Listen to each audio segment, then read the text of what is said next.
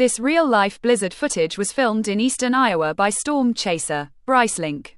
An intense Arctic cold front swept across the region on the afternoon of the 26th of January 2014, bringing powerful northwest winds that instantly whipped up the fresh, fluffy snow cover. This sudden combination of high winds and falling snow triggered severe ground blizzards and localized squalls. The National Weather Service station in La Crosse verified destructive wind gusts tracking up to 62 miles per hour, with the highest local spike recorded at the Charles City Airport in Floyd County. These severe conditions caused a sudden collapse in travel visibility. Whiteouts dropped visibility down to a quarter mile or less instantly.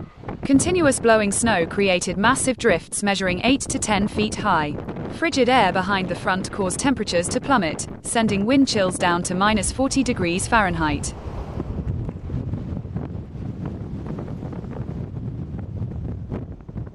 Like and subscribe to the Wacky Weird World channel for more content like this.